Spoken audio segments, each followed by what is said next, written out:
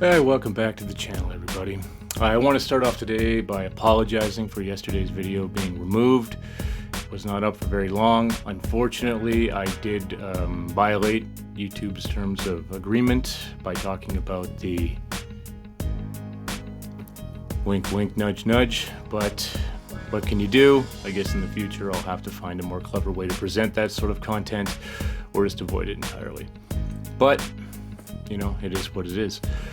But as always, don't forget to like and subscribe. It really helps out the channel, helps beat the YouTube censorship, and it helps my videos get out to other people. So I would really appreciate it if you could do that. But let's just see what we got today. Let's get into it, and we are live. Is the government hiding an entire civilization from us? The Tartarians were said to be a civilization that unlocked the key to free energy, allowing the Tartarians to advance exponentially, as citizens were allowed to express their creativity freely, without the stress of work, leading to many great inventions and grand architecture. However, a powerful organization that controlled the world through the cell of energy had already invested heavily into energy production and lobbied against Tartaria, as free energy will essentially take away all the control that they had. This organization tore Tartaria apart and erased them from our history books, making it seem like Tartaria never existed. But if you look carefully, the evidence of Tartaria is still there, in old maps, in architecture around the world that seemed to advance. Places like the Taj Mahal, the Great Wall of China, or even the pyramids in Egypt looked way too advanced to have been built by their respective nations, but collectively, all have similar themes in their design, similar themes aimed at harvesting energy. So, Yeah, I think there's definitely something to consider there. Look at these photographs.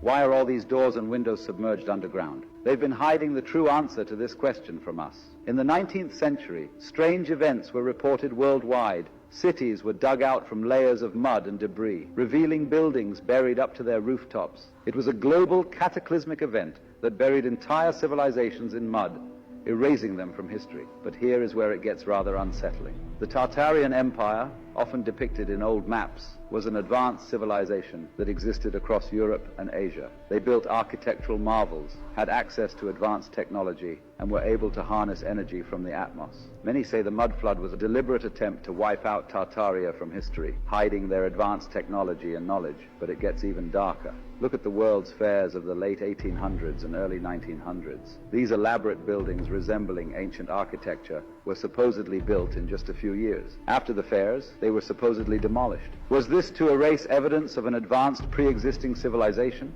The Chicago World Fair in 1893, the Paris Exposition in 1900, and the St. Louis World Fair in 1904 all showcased magnificent buildings with intricate designs. Officially, they were apparently built with plaster and wood.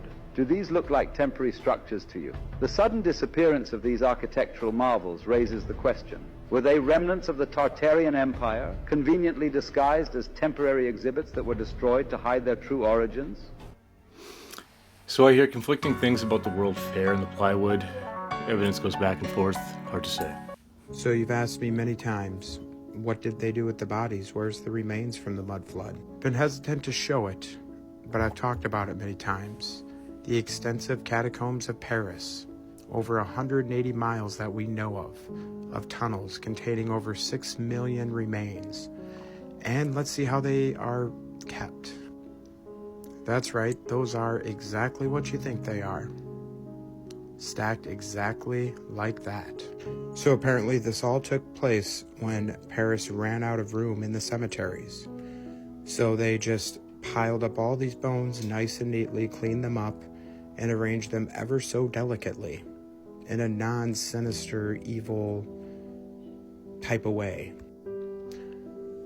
These catacombs in Paris are just one of many spread all over this world that have been uncovered, containing remains just like this.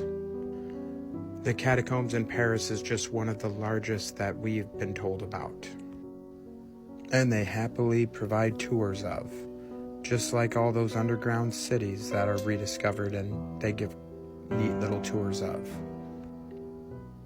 And ending here in Paris, here's just a few more examples of these catacombs and crypts filled with cleaned remains. Question everything, friends. Until next time. You know, that's just it. It's one thing to stuff bodies in there, it's another thing to arrange them decoratively. Welcome to the catacombs of Paris. Also known as the scariest place I've ever been in my entire life. This is part 2 of me exploring the illegal catacombs that live under Paris. We've already seen a wall of bones, a tower of bones, and a throne created completely from bones from the 18th century. And now we're walking knee deep in dirty water to try and find the exit. Now I'm not claustrophobic, but we've been down here for 4 hours and it's starting to get to my head. So our local guide took us to the nearest exit, which happened to be boarded up with cement. And it was at this point that I realized if our flashlights ran out of battery, we would literally be stranded under the city of Paris. And I'm not gonna lie, I was starting to freak out. Our guide insisted us go through this small hole, as it was the only way to the next exit. Not only can you get lost in here, but this place has so many random drops, so you have to be really careful because getting injured down here would be an absolute nightmare. But after getting lost in the catacombs and having to use an actual compass to find our way out, I can confirm that after 6 hours we found the exit. And I've never been more happy to see light in my entire life.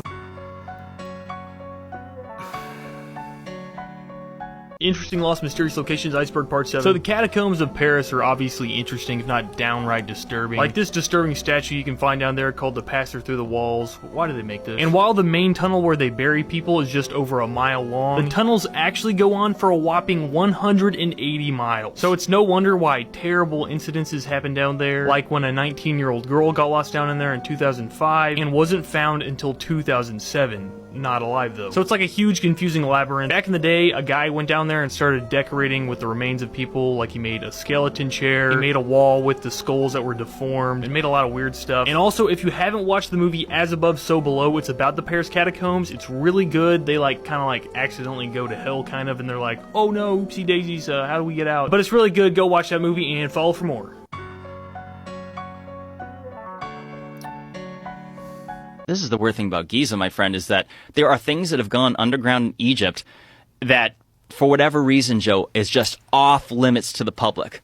There's something called the Osiris Shaft, which is located directly under the causeway between the Sphinx and the Second Pyramid.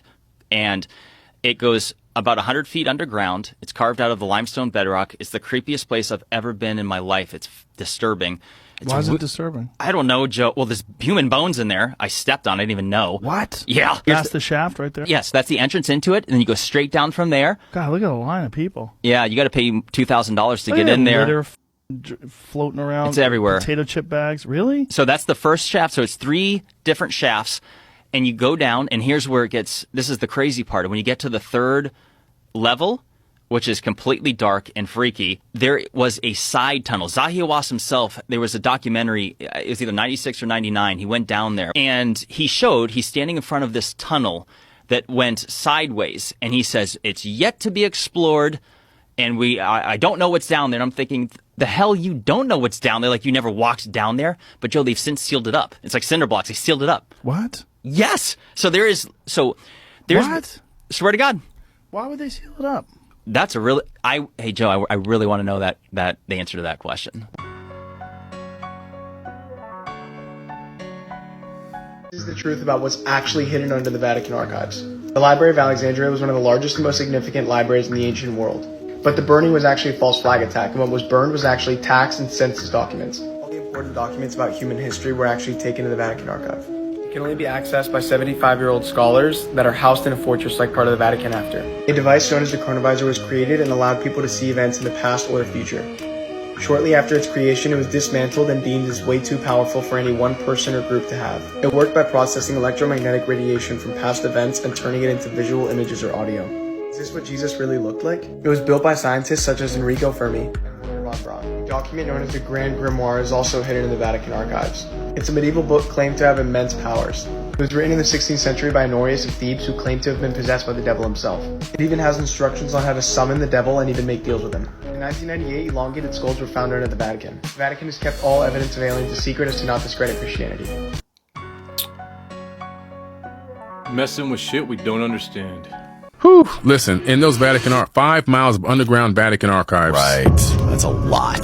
There's been a few people that have come out talking who have had access to these Vatican archives. They can't say specifically everything they saw, but one guy did come on a documentary on History Channel years ago and talked about the fact that they had bones of beings that weren't human. From their perspective, they weren't human bodies. They had books and texts down there that nobody's ever been able to read or access that talk about technology, flying devices, and all these other incredible things that were hidden during the Inquisitions, because during the Inquisitions, they were suppressing technology heavy because they wanted to keep their boot on the necks of the people. The Inquisitions were so brutal, they killed over 80 million people over the course of 700 years, ordered underneath the popes. That really held us back because we should have been on the moon in the 1800s if it wasn't for the Inquisitions. I went and did a walkabout in the Australian outback with Aboriginal elders, and their verbal handed down story for thousands of years is that they were seated on this planet. I then go and I visit with the Hopi and the Lakota tribe of the Americas. Their verbal handed down history is that they were seated on this planet by the Star Brothers. I'm like, wait a minute. Two different parts of the world, total opposite sides of the planet, and I'm getting the same exact story. So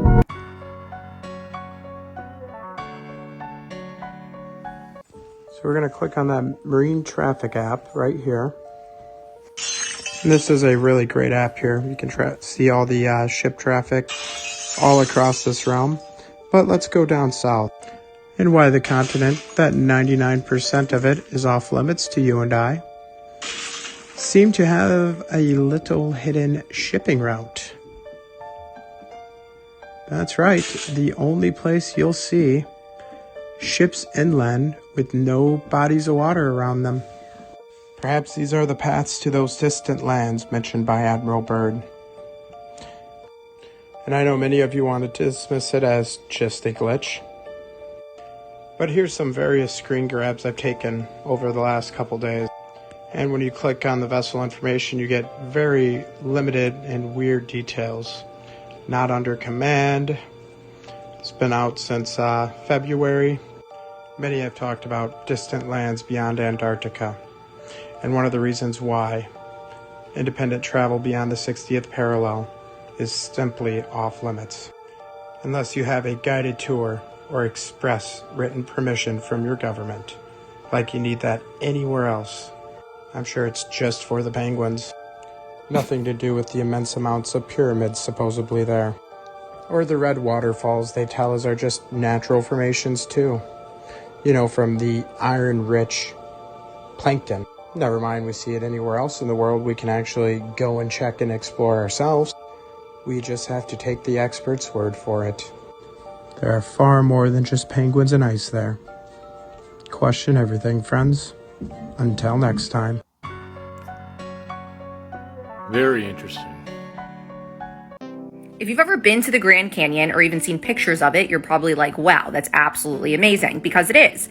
But what if I told you that some people believe there's actually an entire underground tunnel system under the Grand Canyon? This idea was first put forth, at least from what I could find, on April 5th, 1909, in the Arizona Gazette.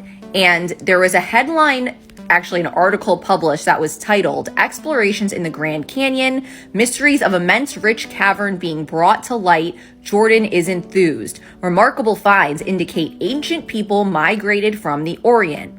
So they basically were insinuating there's like a whole underground civilization underneath the Grand Canyon. But is it true?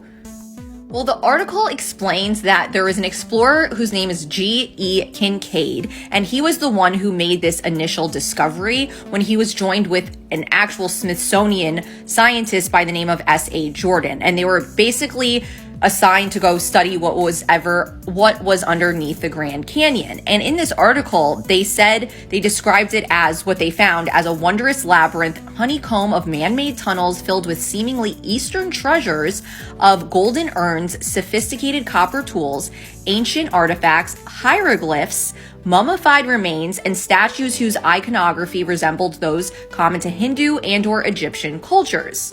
Weird. Interestingly, after the article was published, the Smithsonian came out and said that this is absolutely not true. All this was fabricated, and they actually labeled it yellow journalism, which is basically just propaganda. They also went on to say that the Arizona Gazette was the only publication that actually suggested this underground civilization existed. No one else talked about it, so it can't be true. However, Alternative researchers, conspiracy theorists, even other scientists have claimed that this is true and that there was some sort of cover-up and the civilization and tunnel system does exist underneath the Grand Canyon, and it does in fact have ties to ancient Egypt. These same people point to the fact that there is a forbidden zone within the Grand Canyon that visitors cannot enter, and they say this is basically like the access point, and this is where the government monitors these underground tunnels and system, basically. Scientists and archaeologists who believe this theory point to the interesting names that the formations in the Grand Canyon are called. For instance, Shiva Temple and Tower of Ra. They kind of resemble ancient Egyptian names.